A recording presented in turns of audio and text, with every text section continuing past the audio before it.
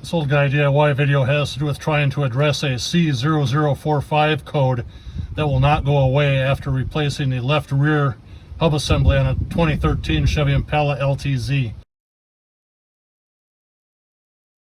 So based on what I saw online, the issue is the signal is not getting from the ABS sending unit in the hub up to the ECM. So when we took the old hub off, the plastic piece that this plug went into had actually disintegrated. So when I come down here and look at this plug, the plug was kind of deformed when the other hub failed. And you can see that that little metal spring piece does not spring out at all. So I tried to disassemble this plug without success. So what we're going to do right now is take a piece of stranded wire. So I'm going to cut one piece for each side, on that part that has no insulation, right into that plug. And then when it engages the male pins on the ABS unit, it has no choice but to make a connection.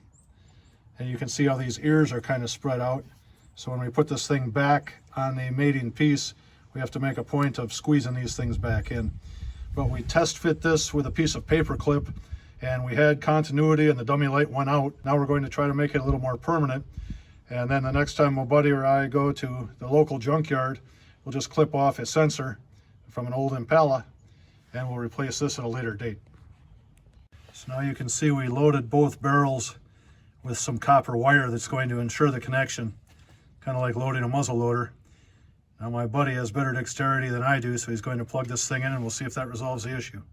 So these are the dummy lights that show with that sensor disconnected. You have ABS on one side, traction control on the other. Now we're going to plug it in and it should take the lights out. Sensor is plugged in.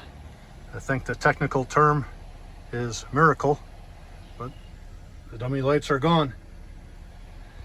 So I hope this little MacGyverism helps you, and have a great day.